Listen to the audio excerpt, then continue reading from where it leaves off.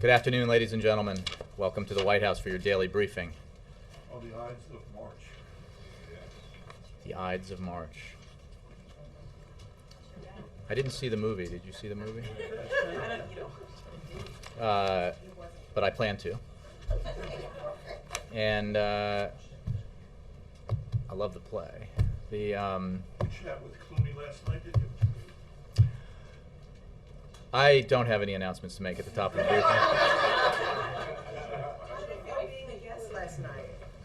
It was a really nice affair. There was no question, a very appropriate event to celebrate the relationship, the essential relationship we have with the United Kingdom. And I think you saw in the comments that the President made and the Prime Minister made that the relationship has never been stronger between our two countries. The number of areas of cooperation between our countries has probably never been so broad and numerous, and the relationship between the two leaders is strong as well. So it was a very nice event. But I have let me let me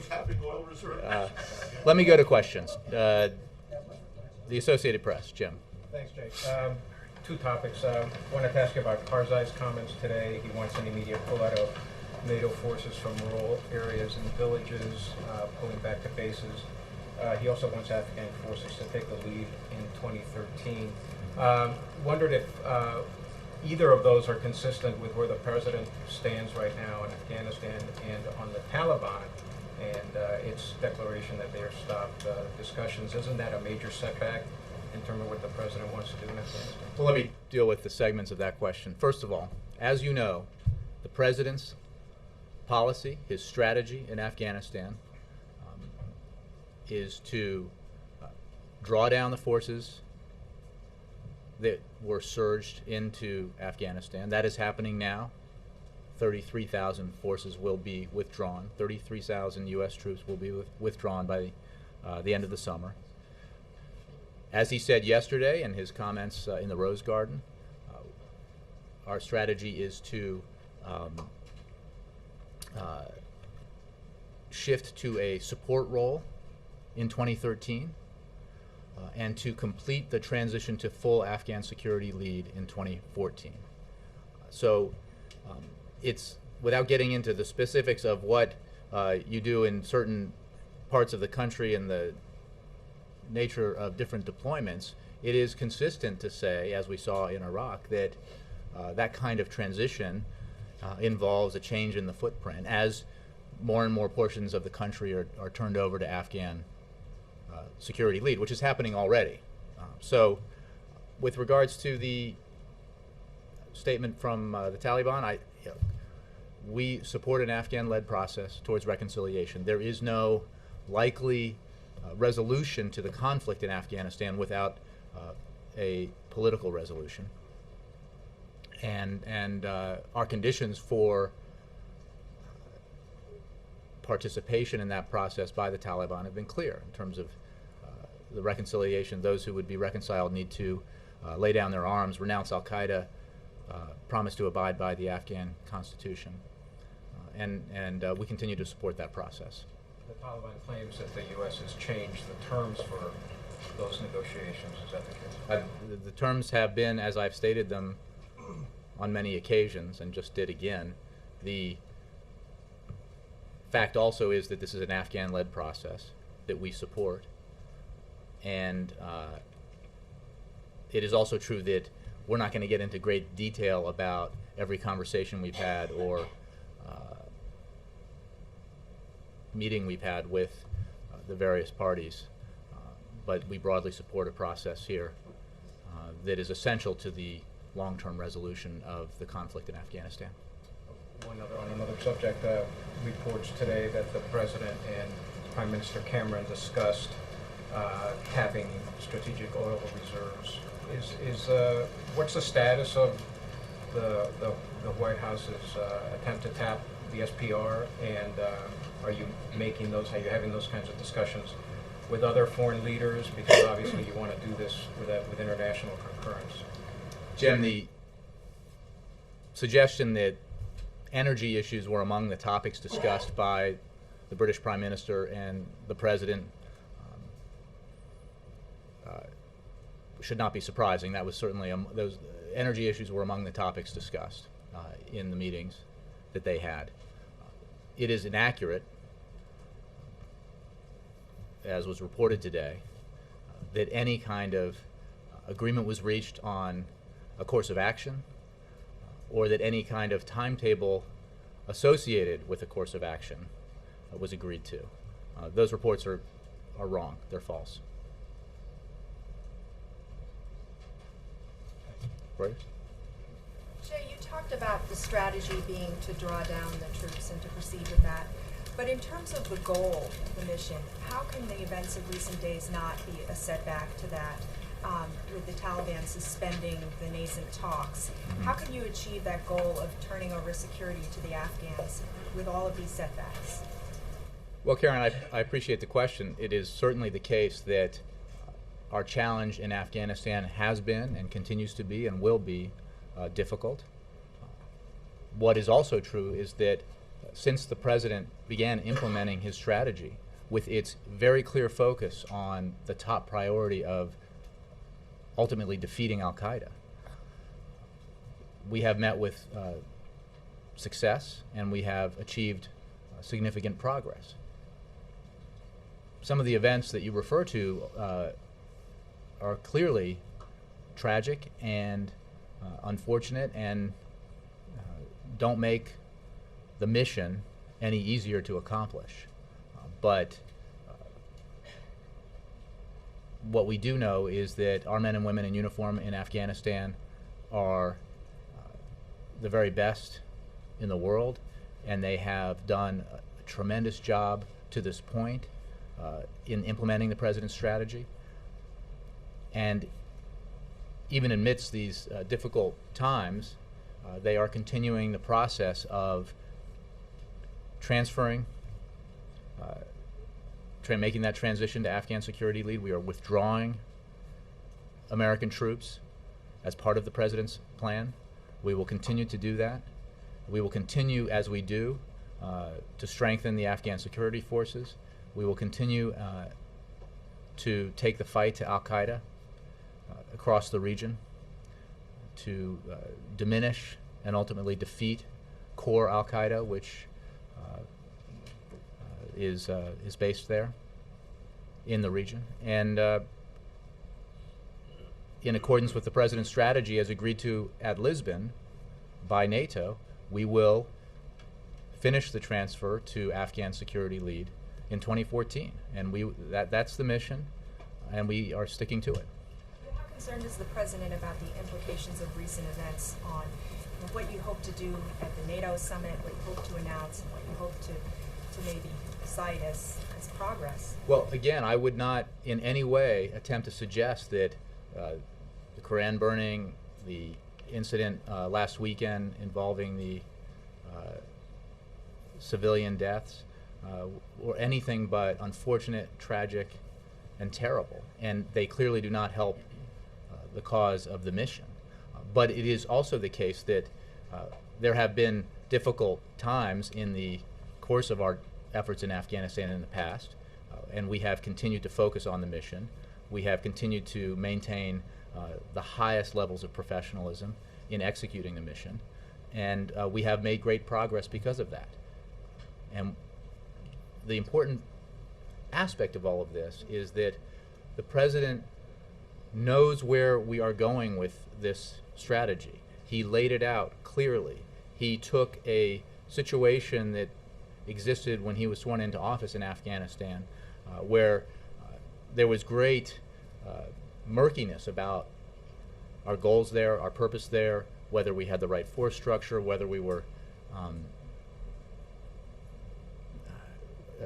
building towards an opportunity to allow our troops to leave. None of those questions were clear, and this President made them clear. This President made clear that our objective in Afghanistan, the reason why American men and women are in harm's way in that country, is because we were attacked by al-Qaeda, which was based in that country, And therefore, the number one objective of our Afghanistan mission has to be to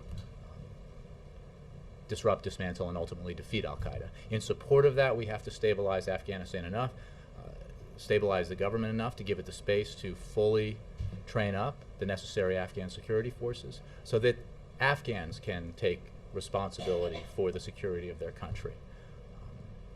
And that was a significant refocusing and narrowing of our objectives. And in doing that, and in providing the resources necessary to achieve the strategy, we have had some success. I think indisputable success. But it is a hard mission, and it is not complete. And we are fulfilling the President's strategy. Yes, Jess? Two questions on two different topics, following up on the SPR. So you said, just to press you further on this, that there is no timetable and no agreement. But then are you acknowledging that they did discuss releasing the emergency oil reserves? Jessica, as has been the case, every time I am asked about that issue, I am not going to discuss specifics about it. I can tell you that among the many topics of discussion that the British Prime Minister and the President had were energy issues. And the situation globally with the rise in the price of oil. But I can say very clearly that the report suggesting that any kind of an agreement was reached on a course of action with regard to those energy issues, that any agreement was reached with a timetable associated with it, that report is false. It is not accurate. The Pentagon, in a briefing now with Captain Kirby, said that when Secretary Panetta was landing in Afghanistan, an Afghan man drove onto the runway, and the Pentagon is saying the vehicle had been stolen 30 minutes before the attack. It was aimed at the VIP party. What does this tell us about the UK and the US military's inability to protect the Secretary of Defense? I would refer you for details about the security arrangements at that particular base and what happened there and how that happened to the Pentagon and to our personnel there. We're obviously aware of what happened, as nobody more so than the Secretary of Defense. But for any details about that incident, I think you should turn to the Pentagon. Does the White House have concerns? The President is very aware of the fact, as is every member of his national security team, including, of course, Secretary Panetta and the Chairman of the Joint Chiefs and the commanders in the field, that Afghanistan is a dangerous place, continues to be a dangerous place, and that our personnel there are executing a mission that entails significant risks. That is not news.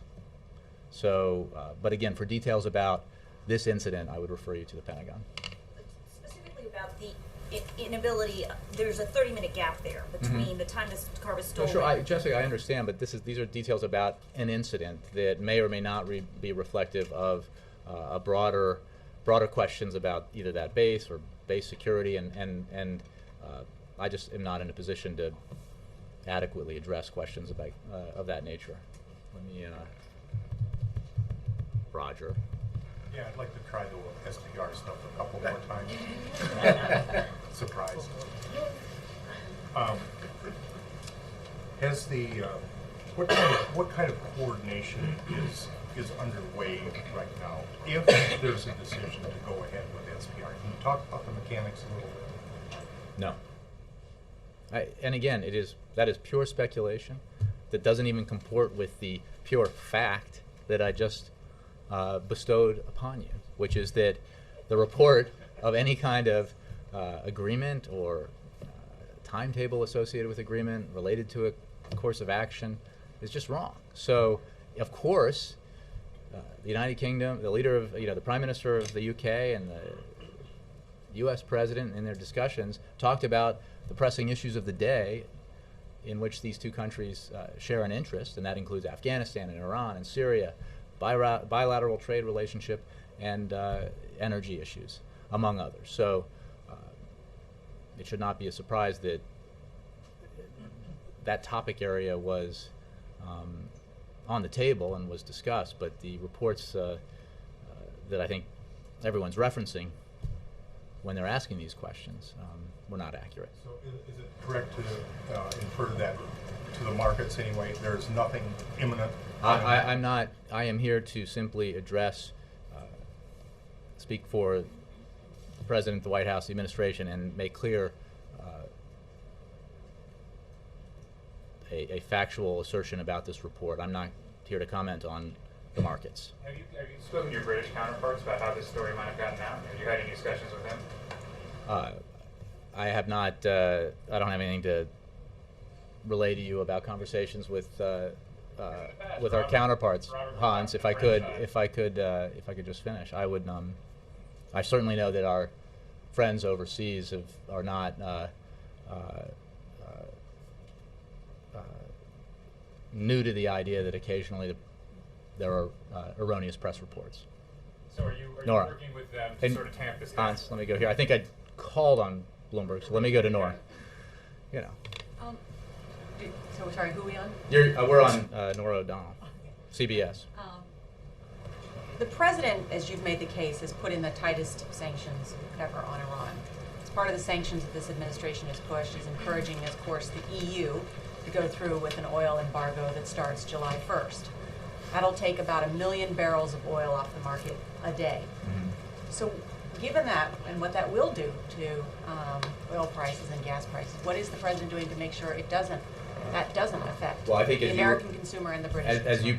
you, I'm sure recall, in the legislation related to that, it very specifically made clear that in the implementation of the sanctions, we would be mindful of potential impacts on the global economy, on the effects of on individual specific allies, and without getting into hypothetical details about how that plays out, we are obviously aware of and mindful of that kind of potential. I'm not going to speculate from here about what specific sanctions and the implementation of might have, what effect it might have, or what price impact it might have on a barrel of oil. But we were very aware of, and we talked a lot about this fact when we were reviewing this legislation, and then the president signed it.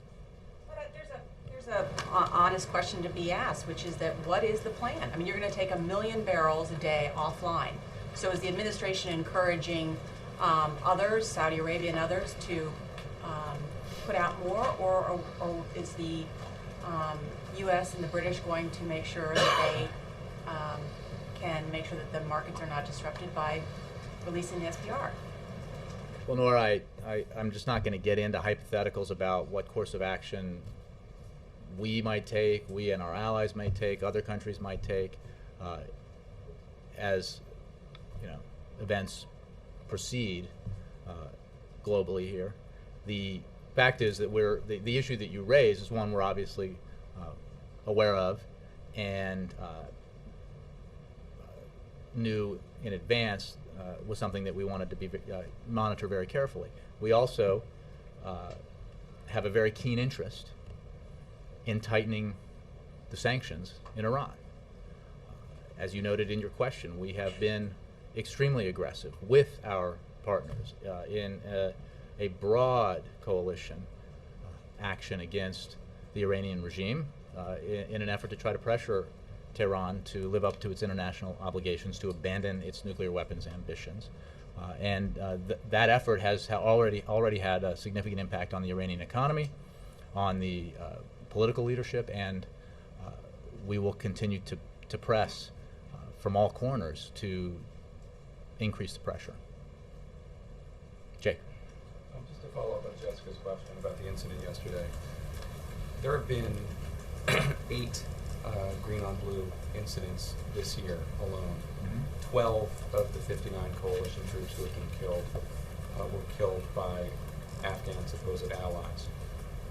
Last time I talked to somebody in the White House about this, I was told that the latest information, this is a few weeks ago, was that they were all unrelated cases.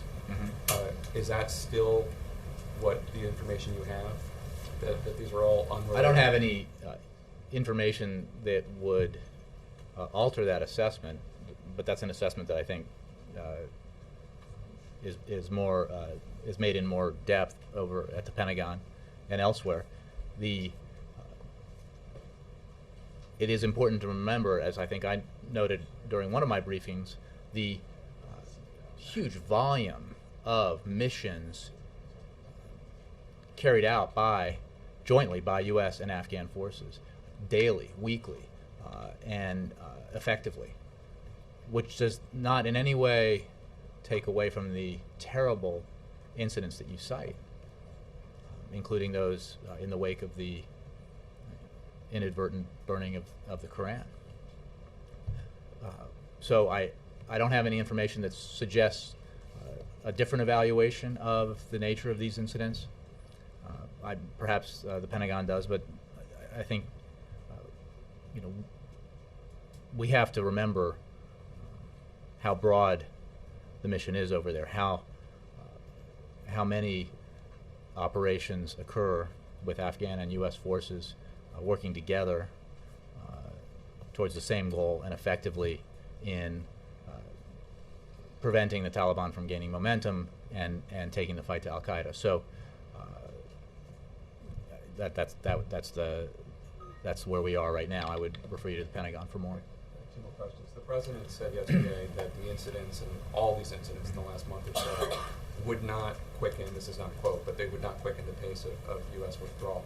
Is it possible, though, that they could change the pace in terms of when the Afghans take more of a lead in security, as Karzai suggested? Is that possible? Well, look, we make these assessments, as the president has made clear when he's spoken about this issue, when he laid out his strategy, when he spoke about it in the wake of Lisbon, in coordination with our allies, and in a manner that is designed to ensure that we are as successful as possible in fulfilling the objectives of the mission. We are operating under a timetable that was laid out in Lisbon that includes, as part of these evaluations, what the president said yesterday about transitioning in 2013 into a support role as part of the full transition to full Afghan security lead in 2014. I think within the context of that framework, how that, as we've always said, the pace of withdrawal, the nature of deployments, how quickly certain territories in Afghanistan are turned over, those kinds of details, I'm sure will be made closer to the ground. Those decisions will be made closer to the ground, and will depend on conditions as the weeks and months go on. But the overall structure, I think, is clear, and I think it's in the context of this what I think a lot of people have missed, as there's been a focus on the initial surge in forces in Afghanistan and then the successes we've had there and the progress we've made there, as well as the challenges we've faced, is that part of that strategy the president put in place was to have a timetable for withdrawing U.S. troops, to ending that war responsibly. And that is his strategy, and he's implementing it. And the last question has to do with there's been some press notice to a Yemeni journalist who's been detained. President Obama, when he spoke with President Saleh more than a year ago, it was actually mentioned in the readout that the president expressed concern over the release of, I know I'm going to botch the pronunciation of his name, but Abdullah al-Shai, who'd been sentenced to 5 years in prison for his association with AQAP. There have been journalistic organizations, international ones, who have protested his detention and expressed curiosity, if not outrage, that President Obama would be involving himself in the detention of a journalist. Can you tell us anything about why President Obama apparently thinks that this man is a threat?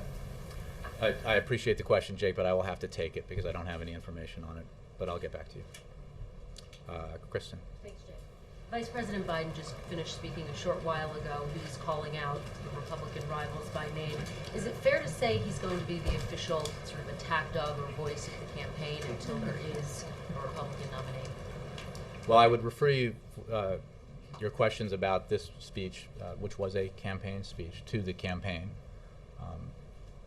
You know, Vice President also has and will continue to have significant responsibilities as the President's partner in implementing the President's policies. And I think I could regale you with details about the depth and breadth of his responsibilities in both foreign and domestic policy, if you like. But I could also just move on and take another question.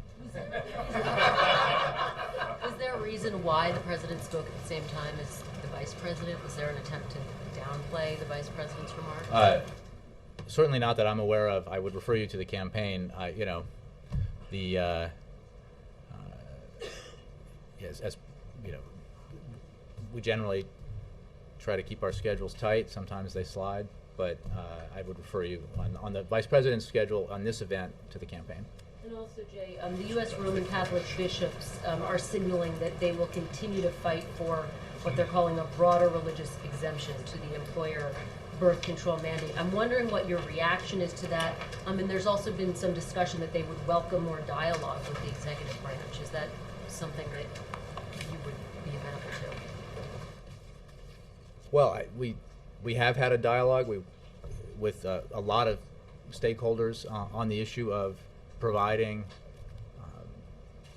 preventive services to women. And as you know, because you covered it, the President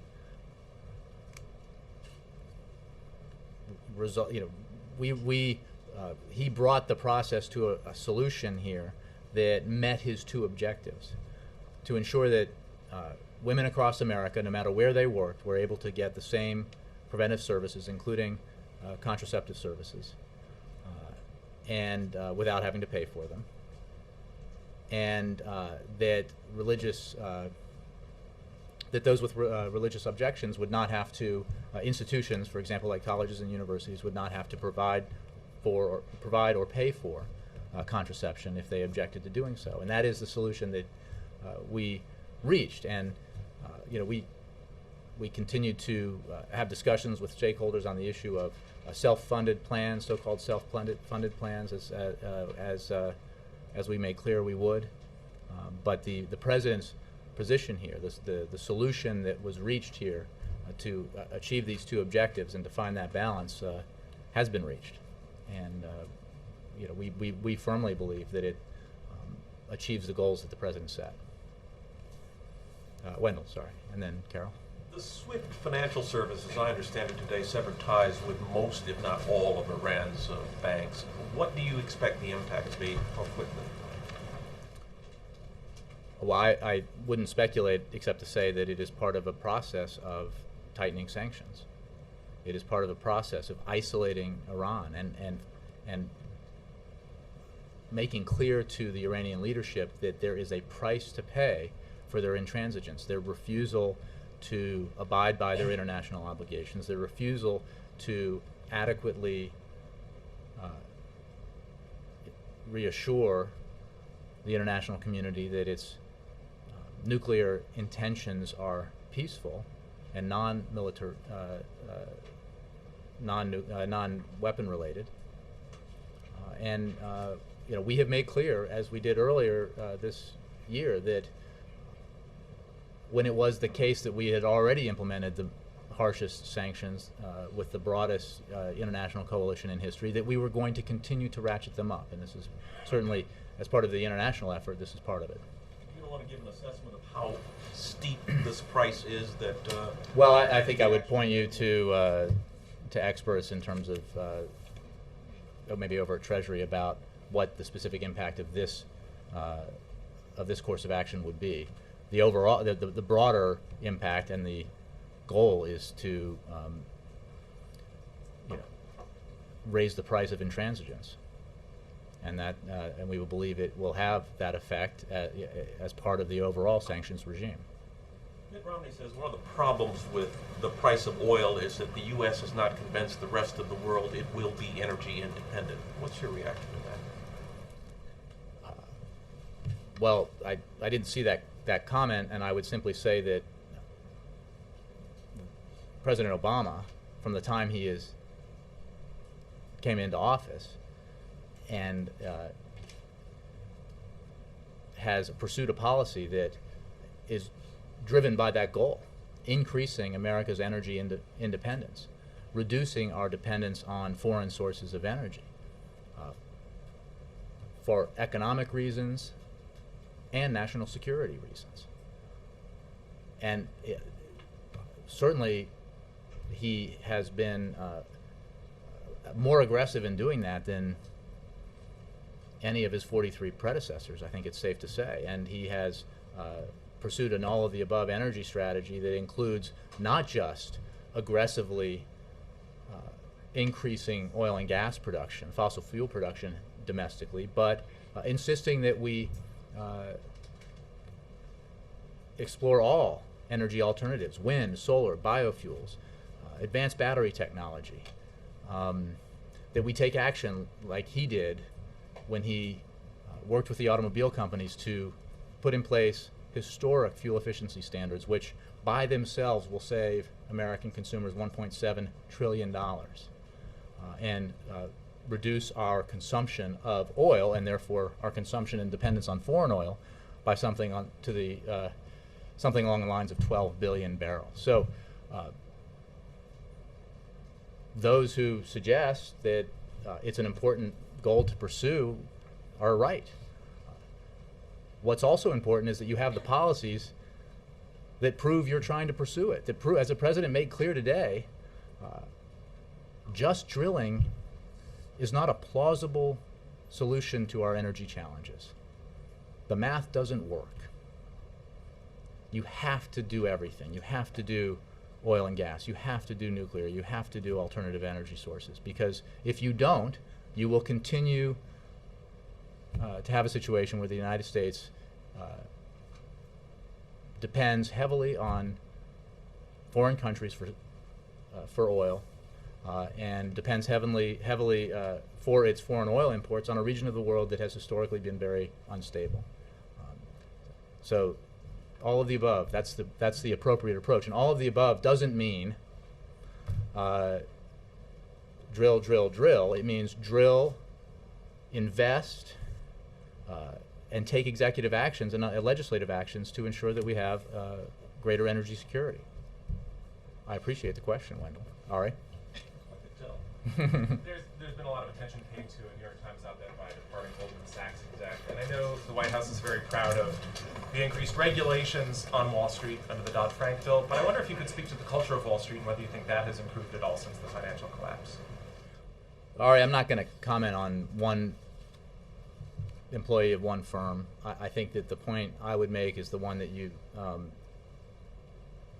referenced in your question, which is that this president has been focused on the absolute need to ensure that we put into place rules of the road that prevent the kind of reckless behavior in our big financial institutions that contributed to the greatest financial crisis this country has seen since the 1930s. And that's what the historic Wall Street reform that the president signed into law does, and that's what the Volcker Rule, which is part of that historic Wall Street reform, is designed to do. So this president's commitment on this issue, against a great deal of resistance and a considerable amount of post-law signing attempts to undo, has continued to pursue. I'm not sure that makes sense as a sentence, but I'm doing my best. Without talking about an individual, do you think the culture of Wall Street has changed at all since then? Well, I think that what we can do, what leaders can do in Washington, is make sure that Wall Street plays by the same rules as Main Street. And by insisting on that, affect cultural change. By making it against the rules to, as the Volcker Rule does, to make risky bets with other people's money, with your creditors' deposits. And that's the kind of action that led to a situation where we had a global financial market meltdown. You know, I noted on one of the business news channels last week, I guess we hit a anniversary of the low in the markets during that dreadful period in early 2009. Markets are now double what they were then, in some cases even more. And I think while that is certainly good for business, and it's good for the economy, and good for folks who were able to hold on to their investments in their 401k retirement plans, to see their savings that had been decimated resurrected to some degree. What it cannot result in is amnesia, because it was not that long ago when this country was staring into the abyss, and dramatic action had to be taken to prevent a Great Depression. Carol. Back on the oil reserves, there was a separate news report also in Reuters that said that the Prime Minister and the President did discuss SPR. Are you saying that that report is also inaccurate? No, I said that the President and Prime Minister spoke about a number of issues, including energy issues, including, I'm not going to get into specific, because I don't, whether I'm asked about it from this direction or directly about what the President thinks or might do or how he would do it, I just don't. Well, energy issues were discussed. I'm not going to get into specifics about what aspect of the global oil market or energy issues they discussed, but I am confirming that that was one topic of conversation. What I am making clear is not accurate is the reports of some sort of agreement. But you're not saying this other report is inaccurate? I am simply saying that energy issues were among the topics discussed. Okay. Separately, you have the Vice President out today giving a campaign speech. The President's continuing to travel to a number of swing states.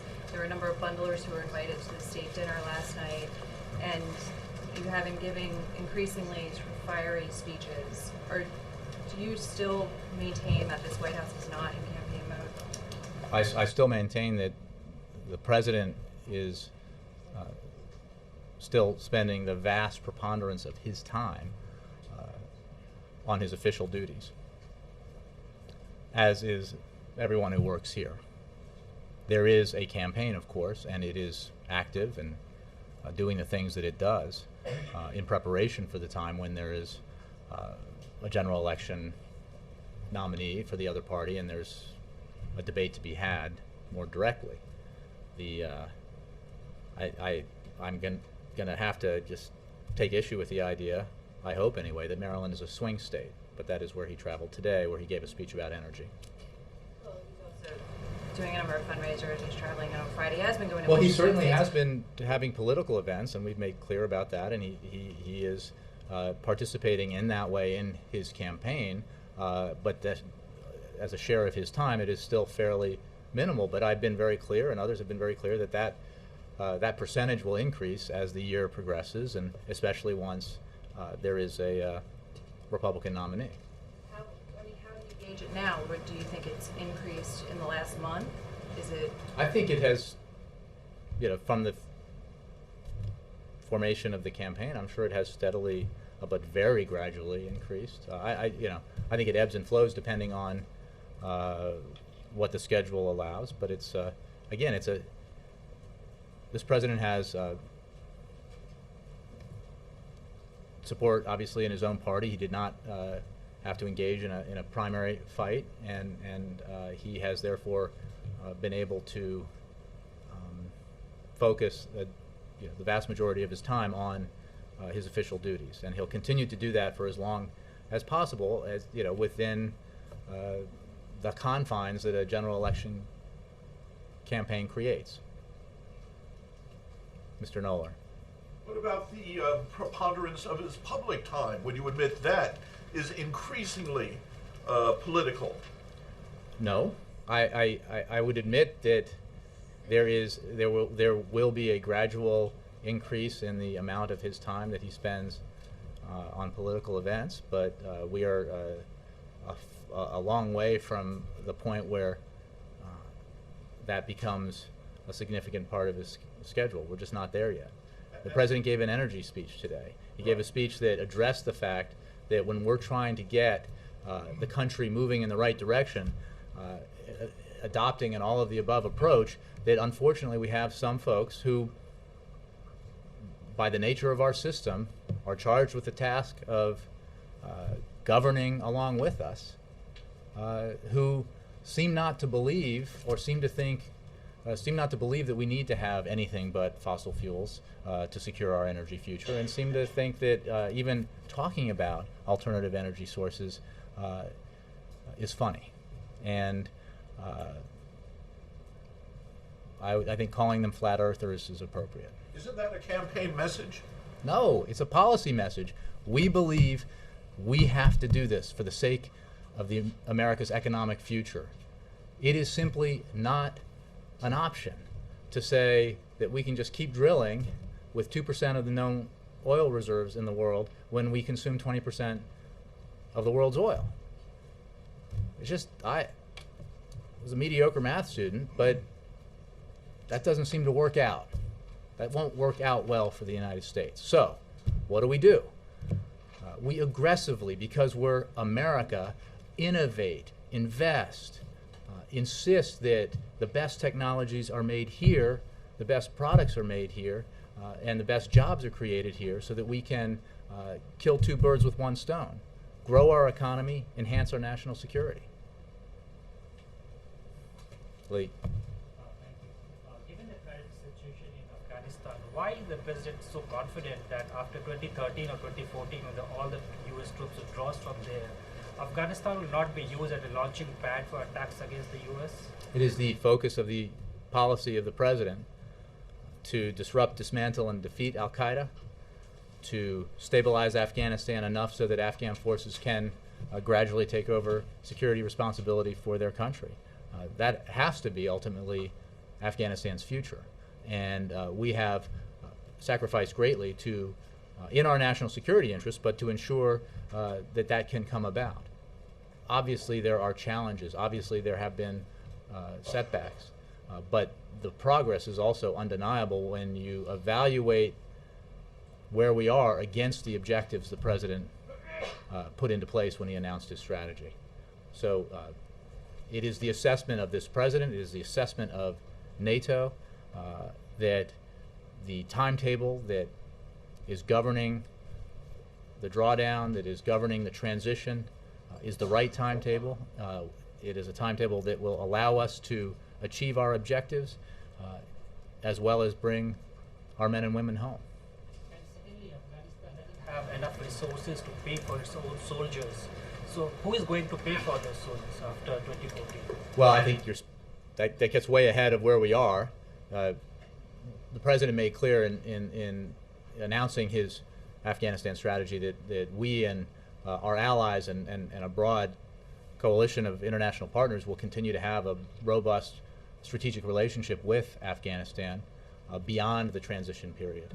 But it's 2012, and what that looks like obviously is difficult to predict with any specificity right now. Thanks, Jay. All right. Thanks. Nakamura, I'll throw you in there for bonus questions. In terms today, I think the campaign is releasing a 17-minute documentary-style video. I know, and it's going to be easy. What's that? It's going to be easy, this one. I wanted to see if you've seen it, if the president's seen it, and if so, what the reaction is to it, and then if not, when do you plan to see it, and if there's any viewing parties within the White House, like around the country? What kind of setting would you be seeing it? I look forward to seeing it many times in my spare time, of which I don't have enough. But I don't have any. I'm certainly not aware of any viewing parties. I again refer you to the campaign, and I'm just going to go out on a limb that they probably have a plan for the